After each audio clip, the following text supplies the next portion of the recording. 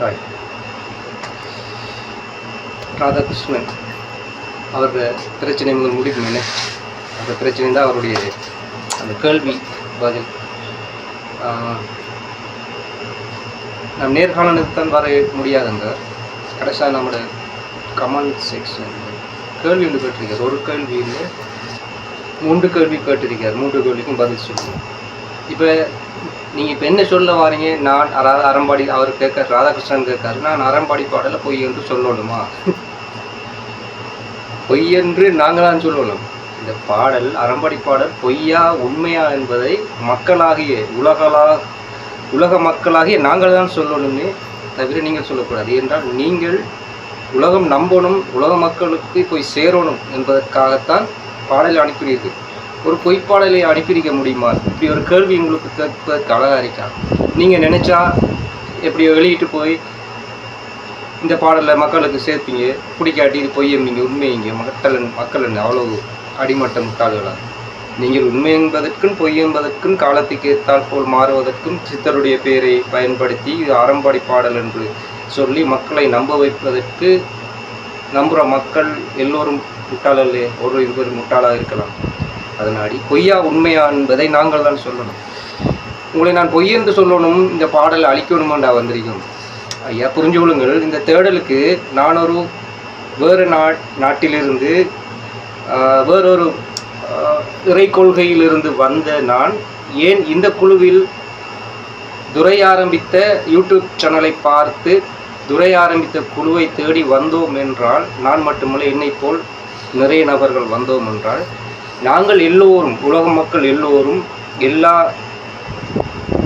வழிபாட்டாளர்களும் அவரவர்களுடைய மார்க்கத்தில் சொல்லப்பட்டது போல் அந்த ஒரே ஒரு இறைவன் சார்பாக வெளியாகும் அந்த தலைவனை எதிர்பார்த்து இருந்த வண்ணம் துரை அவர்கள் ஒரு காணொளி போட்டதனால் இந்த பாடல் அதாவது போட்டார். அவர் மெயினாக எல்லாத்துக்கும் ஒரு ஆணிவேராக எது அந்த அவருக்குரிய சப்ஜெக்ட் எதுன்னா அந்த அறம்பாடி பாடல். அந்த அறம்பாடி பாடலில் ஒட்டுமொத்த அவதாரத்தையும் ஒன்று சேர்த்து அவர் ஒரு தனி விளக்கம் கொடுத்தார். அது நாங்களும் வந்தோம். சரி, இது என்ன புதுசாக வருது, யார் இது அறம்பாடி, இந்தியாவில் எங்கே இருக்கிறார் யாருன்னு நாங்கள் அப்போ ஆராய்ந்த வகையில் அவரை பற்றி எந்த விதமான சிறு துரும்பான ஒரு ஆதாரம் கூட இல்லை. ராதாகிருஷ்ணன் உங்களை தவிர எந்த ஆதாரமும் இல்லை. அப்போ இந்த பாடல் உண்மையா பொய்யாண்டு நீங்கள் சொல்வதற்கு உங்களுக்கு உரிமை உள்ளதுதான். நீங்கள் சொல்லிட்டு கடந்துட்டு போகலாம். இது பொய் பாடல், இது சும்மா விட்டவங்க முஸ்பாதிக்கு சும்மா ஜாலிக்கு யூடியூப் சேனல் நடத்துவதற்காக நாங்கள் சம்பாதிக்காக ஏதோ ஒன்று நீங்கள் சொல்லிட்டு போய் தரலாம். இந்த யூடியூப் நாம் இப்போ இந்த இறைவனை பற்றிய யூடியூப்பெல்லாம் பார்க்கின்றோம், இறைவனை பற்றிய அறத்தை பற்றி பேசுகின்ற யூடியூப், அது எல்லாமே எல்லோரும் சம்பாதிக்கிற நோக்கமா இல்லை. அவர்களுக்கு ஏதோ அறிவு பெற வேண்டும் பார்க்கின்றார்கள், அறிவை கொடுக்க வேண்டும் என்று யூடியூப் போடுகிறார்கள். உங்களுடைய நோக்கம் இது வியாபாரமாக இருக்கும் என்றால் மிச்சம் கொலை செய்து விட்டீர்கள். இந்த அறம்பாடி என்கின்ற ஒரு சித்தரை யூஸ் பண்ணி, இறைவனுடைய பெயர்களை யூஸ் பண்ணி எல்லா மனிதர்களுடைய நம்பிக்கையை நீங்கள் உடைத்திருந்து ஒரு பாடலுக்குள் வைத்து நீங்கள் வெளியிடுவது புரிஞ்சுதா? அப்போ நாங்கள் இதைத்தான் எதிர்பார்த்தோம், ஆராய்ந்தோம் இந்த பாடல் உண்மையாக பொய்யாண்டு. இது எந்த விதத்திலையும் உண்மை என்று தெரிவதற்கு எந்த விதமான ஆதாரமுமே இல்லை. அதனால தான் உங்களுடைய நேராக நாங்கள் கேட்டோம். நீங்கள் நினைச்சு கொண்டு இருக்கின்றீர்கள் நாங்கள் கேட்டவர்கள் எல்லாம் இவர்கள் சித்தருடைய பெயரை இறைவனுடைய பெயரை உச்சரித்து விட்டால் முட்டாள் மக்கள் கேள்வி கேட்க மாட்டார்கள், பக்தியில் மயங்கி விடுவார்கள் என்று நினைத்தீர்களா ராதாகிருஷ்ணன்? இப்பொழுது கேள்வி கேட்க யுகம். என்ன பெரிய அரசியல்வாதி, என்ன பெரிய ஜாம்பவான் இறைவன் வந்து நேரில் நின்றாலும் கேள்வி கேட்கும் யுகம். என்றது கலிகாலம். கேள்வியை கேட்டாவான். என்ற கேள்வி கேட்டால் தான் அவனுக்கு விடை கிடைக்கும். என்ற எதையும் நம்பிட்டு போக மாட்டான். நீங்கள் லேசாக உங்களுடைய இப்போ உங்களுக்கு 60-65 வயசு இருந்தால் உங்களுடைய காலத்தில் மக்களுக்கு கடவுள் இருந்தால் அதை நம்பிட்டு போகலாம். நீங்கள் சொல்வது இப்போ நீங்கள் நேர்மையான ஒரு உண்மையான ஆளாக இருந்தால் நீங்கள் சொல்வதை நம்பிட்டு போகலாம்.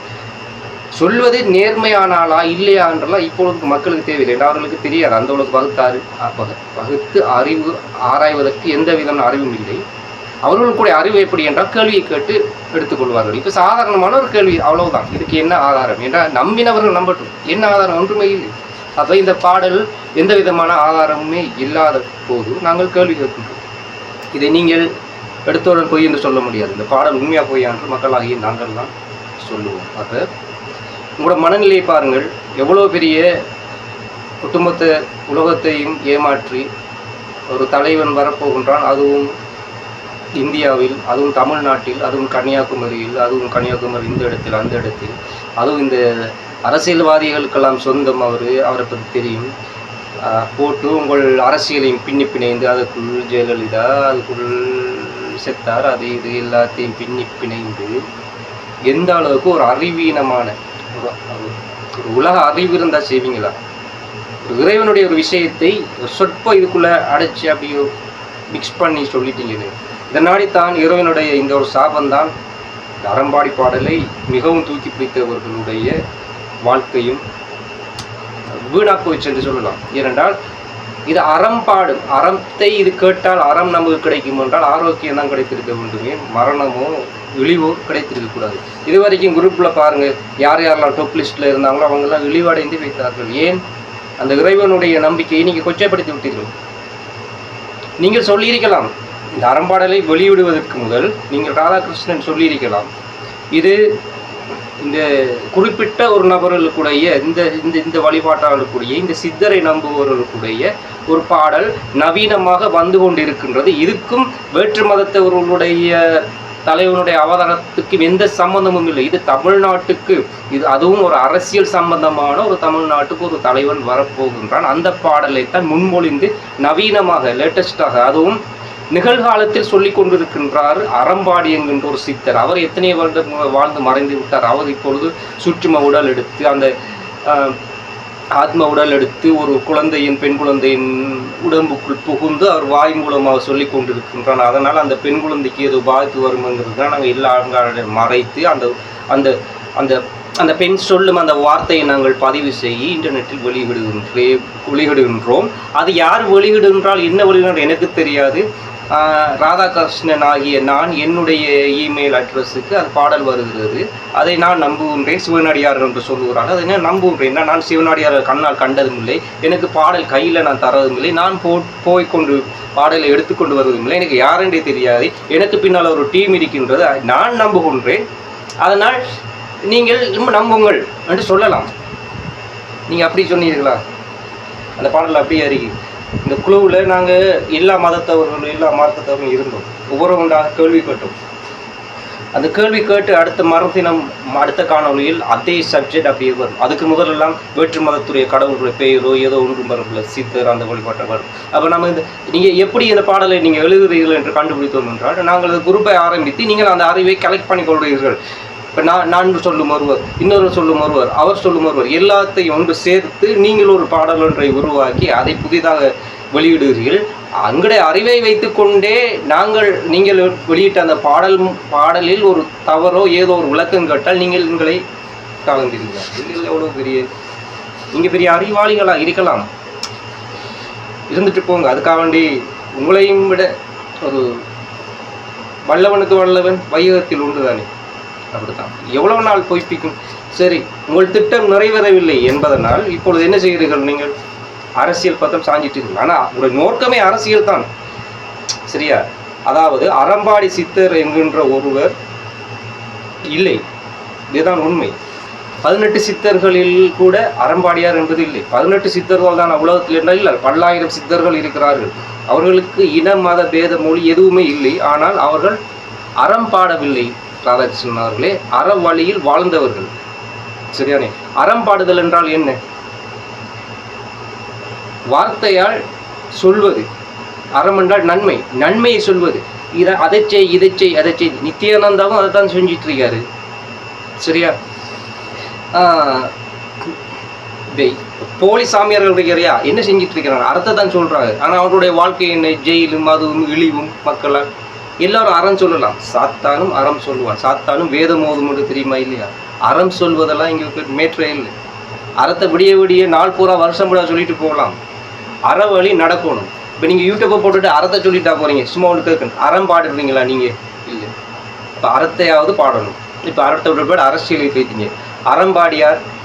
அறம்பாடியாருங்கிறார் மறைந்திருந்து ஒரு அறத்தை சொல்லுகிறாண்டார், அறம்பாடி இல்லை. ஒருவனுக்கு, ஒரு மனிதனுக்கு இந்த உலகத்தில் வாழ்ந்து மறைந்ததுக்கான அடையாளம் என்ன? அறவழியில் வாழ்ந்ததால் அவனுடைய பேர் நிலைத்திருக்கும். சிலை வடிவமாக, போட்டோ வடிவமாக, பேர் வடிவமாக, கல்வெட்டு வடிவமாக இருக்குமே அவன் அறவழியில் வாழ்ந்து மடிந்ததால். இந்த அறம்பாடி சித்தர் என்பது யார்? அறத்தை பாடிவிட்டால் அவர் சித்தராக முடியுமா? இல்லை. அப்போ உங்களுடைய நோக்கம் ஒரு இப்பொழுது என்ன ஆரம்பித்திருக்கிறது? அறத்தை பாடி பாடி பாடிக்கொண்டு அறம் பாடி சித்தர் என்ற ஒரு அளவு உருவாக்க போகிறீர்கள். அவர் என்னென்றால் அறந்தான் பாடுவார். அவர் யார் அதெல்லாம் தெரியாது, அவரோட வாழ்க்கை அதெல்லாம் தெரியாது. அவர் அறம் பாடுவார், அவரை சொல்லிக்கொண்டே இருப்பார். அது அறம் பாடியாரா? சரி, அறம் பாடுவது தப்பு இல்லை, பாடட்டும். இப்போ மேட்டர் என்ன? பொய்யா உண்மையா என்பது இல்லை, சப்ஜெக்ட் என்ன? நீங்கள் அந்த இந்த இடத்தில் தான் இந்த தலைவன் தான் இப்படி தான் வருவோம் என்று சொன்னதெல்லாம் நடக்கவில்லை. இனியும் மக்கள் நம்புகிறார்கள் இல்லையாண்டு அது அவருடைய பொறுத்தது. ஆனால் உலக மக்கள் நம்புவார்களா? இப்போ பாருங்கள், இந்த அறம்பாடி பாடல் வெளியாகி 3-4 வருடங்கள் ஆகின்றதா? சரி, எத்தனை பேர் இந்த அறம்பாடி பாடல் மூலமாக தலைவனை தேடுவார்கள்? என்ன மாற்றம் வந்திருக்கின்றது? இல்லை. நீங்கள் இந்த அறம்பாடி இந்த அறம்பாடி பாடல் என்று சர்ச் பண்ணி போனீங்க, யார் இல்லை. இந்த பாடலை நீங்கள் எந்த காணொலியில் வெளியிடுறீர்கள்? உங்களோட டீம். இப்பொழுதோ ஒரு நபர் சிவாஸ்டிகரா, அவருடைய காணொலியில் தான் வருகிறது. அவர் ஆரம்பத்திலேருந்து இருக்கின்றார், துரை குரூப்லேருந்து இருக்கின்றார். அவர் சும்மா இல்லை, விஷயமான ஆள்.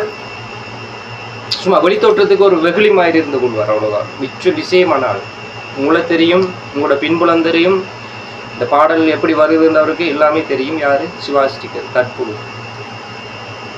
மற்றது மற்றவர்களெல்லாம் காணாமல் போய்விட்டார்கள் என்றால் அவர்கள் மறைமுகமாக இருக்கின்றார்கள். எல்லா குழுவிலும் எல்லாரும் இருக்கின்றார்கள். வேறு வேறு நம்பரில் தெரியாமல் மறைமுகமாக ஒளிந்திருந்து கோலை போல் கேட்டுக்கொண்டிருக்கின்றார்கள். என்ன நடக்குது? எல்லோரும் 2-3 நண்பர்கள் வாட்ஸ்அப்பில் பயணம் செய்கிறார்கள். லெஃப்ட் ஆரமாக ஆவாங்க, ஆனால் எல்லாருமே இருக்காங்க. ஆனால் வெளிப்படையாக இப்போ இல்லை. நாங்கள் கேள்வி அனுப்பத்துக்கு வெளிப்படையாக இல்லை. இப்போ நீங்கள் நினைக்கலாம், ராதாகிருஷ்ணன் அவர்கள், இதை நாங்கள் தடை செய்கிறோம் மட்டும் இல்லை. ஒரு பொய்யான ஒரு விஷயம் வந்துடக்கூடாதுங்கிறதுக்கு நாங்கள் தான் அறம் பாடுகிறோம். சரி, அதர்மத்துக்கு குரல் கொடுப்பது தான் அறம் பாடுதல்.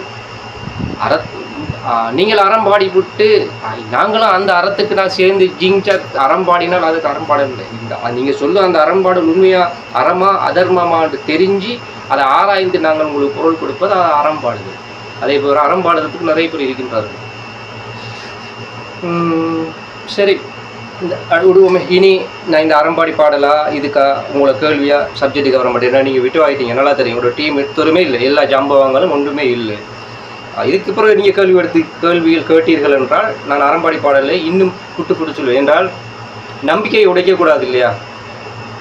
அதில் உங்களோட நம்பிக்கையாளர்களோட உடங்களுக்கு அந்த அறம்பாடி பாடலில் அறமும் இருக்கின்றது, அதை நம்புகிறார்கள். அதை ஒட்டுமொத்தமாக உடைச்சி மோசம் பண்ணல. அது காலப்போக்கில் நீங்களே உணர்ந்து அதாவது மற்றவர்கள் ராதாகிருஷ்ணனை தவிர இந்த அறம்பாடி பாடலை நம்புவோர்கள் இதுவரைக்கும் அதாவது எதிர்காலத்தில் ஒரு 20 வருடங்களுக்குள் அதை எப்படி என்று நீங்களே அதை புரிந்து கொள்வீர்கள். அதனால் வார்த்தையால் சொல்லி நடந்தால் சொல்வீர்கள், அது அவன் இப்படி லங்காய்ச்சி எல்லாரும் மாட்டேன் அந்த இல்லை. இவ்வளோதான் மேற்று அறம்பாடி ரைட். ஓகே ராதாகிருஷ்ணன் அவர்களே, உங்களை இதோடு நான் உங்களுக்கு சீண்டவில்லை. அடுத்த கேள்வி என்ன கேட்டிருக்கிறீங்க? இலங்கையில் நான் சொன்னேன்டா. ஆமாம், என்னுடைய ஆசிரியரான். இது யூதர்கள், இஸ்ரேலில் யூதர்கள், யூத மதம், முஸ்லீம் கிறிஸ்டியனுக்கு முதல், பைபிளுக்கும் குர்ஆனுக்கும் முதல் வந்த தோரா யூதர்கள் நம்பிக்கொண்டிருந்தார்கள் ஒரு மெசையா வரணும் என்று. அந்த மெசையா வந்தார், அவர்கள் எதிர்பார்த்த மாதிரி வரல. மெசையா வருவார்ன்னு இருந்துச்சு, அவர்கள் எதிர்பார்த்த மாதிரி வரல. அவர்கள் என்ன, அவர்களுடைய குலத்தில் அவர்கள் வேறு விதமாக எதிர்பார்த்தார்கள். எப்படி? பெரிய ஆலயம் கட்டுவார், பெரிய கோடீஸ்வரர் வருவார், ஏழைகளை எல்லாம் ஒழிப்பார், இப்படி வருவார். அதுவும் எங்கட குலத்திலிருந்து உயர்ந்த ஜாதியிலிருந்து வருவார். அதே யூத குலத்திலிருந்து அப்படியே தான் வந்தார் ஜீசஸ். அதை அவர்கள் ஏற்றுக்கொள்ளவில்லை. அதனால் அவர்கள் என்ன சபிக்கப்பட்டார்கள். அதிலிருந்து உண்டாகின மதம்தான் கிறிஸ்தவம். கிறிஸ்தவத்திலும் இப்பொழுது நிறைய கொள்கை ஆகினது ஜீசஸுடைய மரணத்துக்கு பிறகு. ஜீசஸுடைய மரணத்துக்கு பிறகு 200-300 வருடங்களுக்கு பிறகு அவரை கேலி உருவமாகவும், அதை ஒரு வணக்கமாகவும், சிலுவையாகவும், பிதாசுத்தன் பரிசுத்தாவை 3ஆகவும் சேர்த்து அவரை கடவுள் என்றும் கடவுள் இல்லை என்று இப்படியோ குழப்பி அவர் அது ஒரு மதமாக வைத்தார். ஆனால் அவர் சொல்லிப்பட்டு போயிருந்தார், மறுபடியும் வருவேன் என்று.